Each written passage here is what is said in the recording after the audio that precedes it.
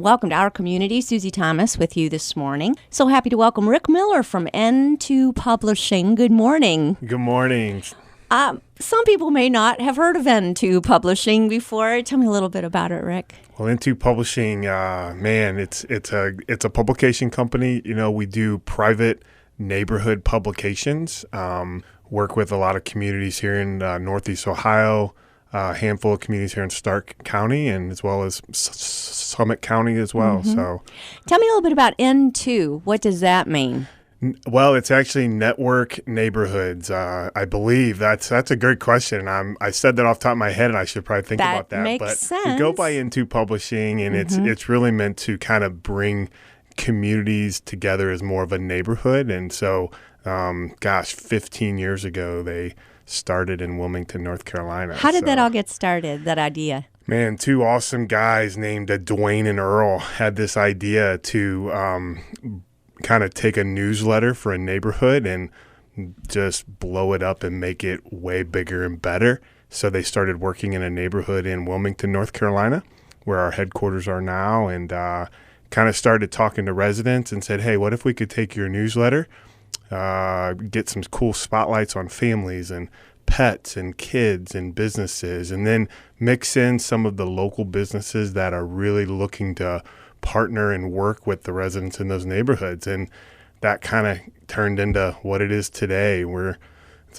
Probably up just under 1,200 publications, neighborhoods across the country, as well as a handful of other products, if you will, or publications that we do. We do some things in the medical community. Mm-hmm. We do some things in the real estate community, have some new products coming along with maybe like new movers. So it's been a lot of fun.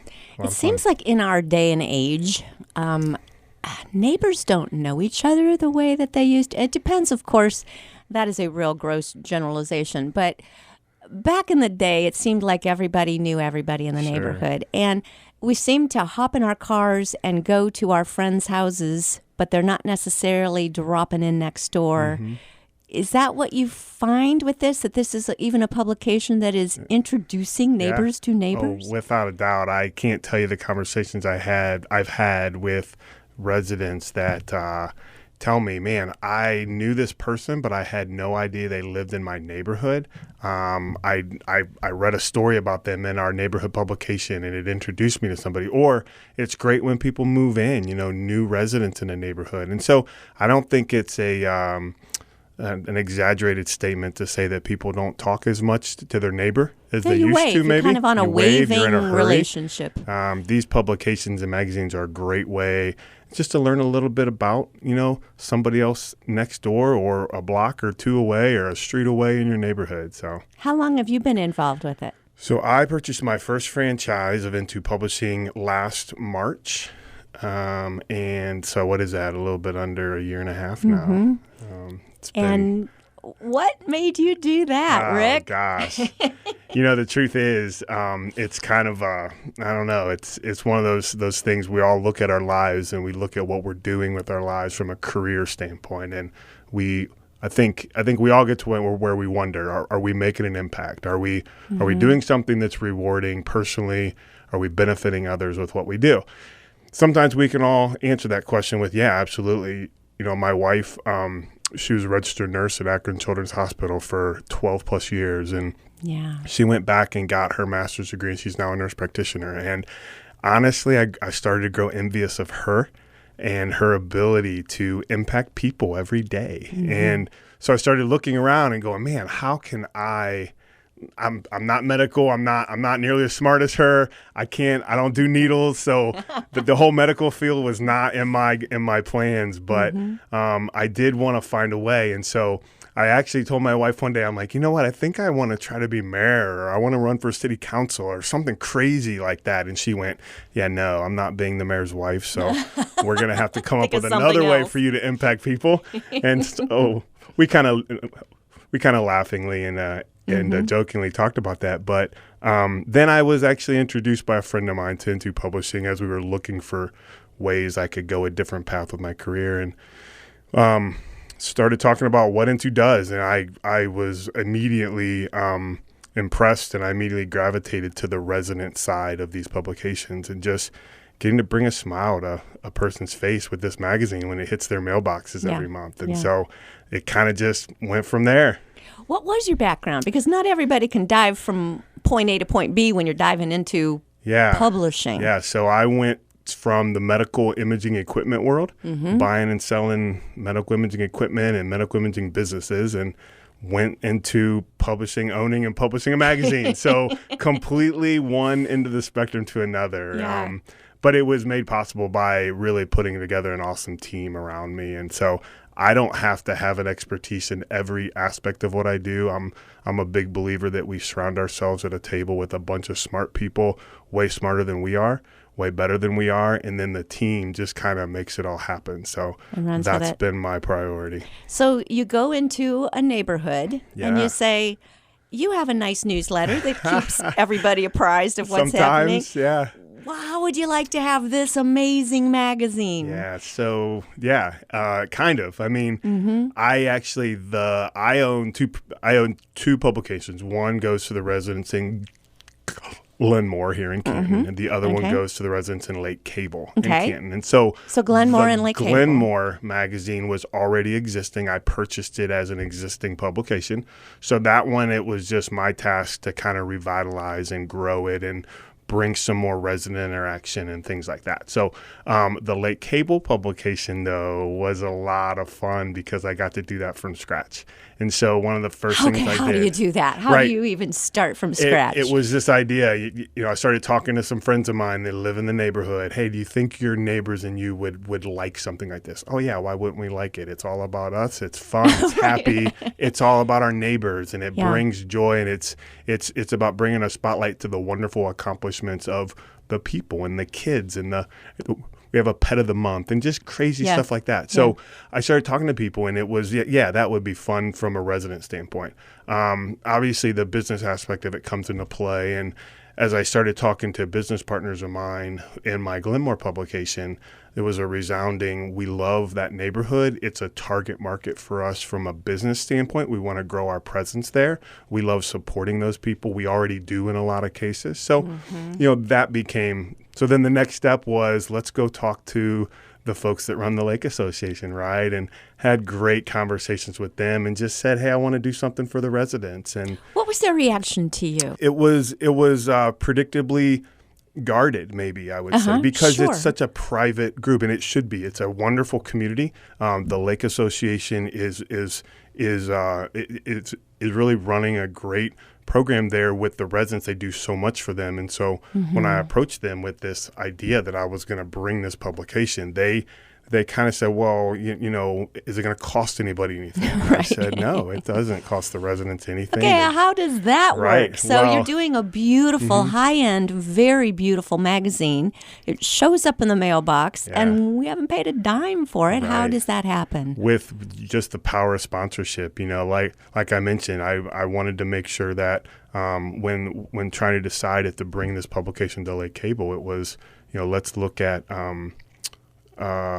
what the business support will be, and so trying to gauge that draw of a group like Lake Cable, and it's been a lot of fun. So it's all because of the wonderful businesses around us that really respect and love the residents in Lake Cable to want to support them and sponsor them. I think a lot of people in their neighborhoods have maybe received a glossy something in the past, but it seemed to be all advertising. This is different. How is this different? Well, it's really different, and that's really what makes Into unique, is that we make the publication all about the residents in a given neighborhood. So, when you talk about Lake Cable, the stories, if it's call it a 44-page magazine, maybe, about 20, 22, 24 of those pages are stories and photos and articles about the people in Lake Cable. So there's no articles about the county. There's no articles about anything bigger than just the residents, just the neighborhood, in Lake Cable. Like neighborhood news. The picture, it's neighborhood news. That's exactly right, and that's the draw. And again, you talk about businesses. They want to support the residents, and when they can put their business next to an article about the family pet, or an article about a young achiever, a young person who's achieving academically or athletically, or however, that's a really cool thing. And it's absolutely the difference between some of the other things, which are great. There's a place for everything that's out there. What we do is just a little different in that it's really heavily focused on the people in the neighborhood. Mm-hmm. I'm thinking that there would be a lot of neighborhoods that would say, hey, we got a great neighborhood. Do you have to have a name? Do you have to be Glenmore or Lake Cable or Ridgewood? Or do you have to have a named neighborhood? Or can we just, how do we get one of these? Right. So Into Publishing does have some criteria that they put in place for us to get a neighborhood approved to run a publication in. And a lot of them is maybe based home values. A lot of them are home count.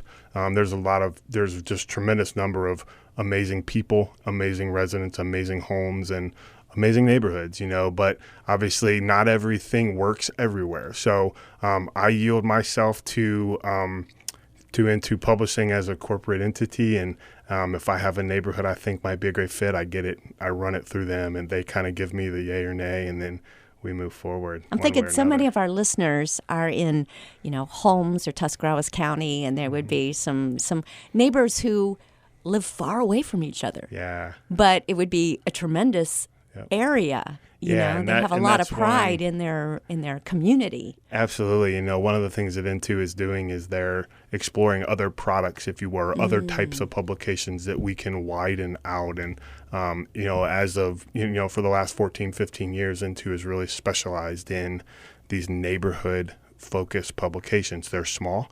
But it's a great service to the resident. And what I always look at, if I'm going to look at doing something with Into, there has to be a benefit to the resident first.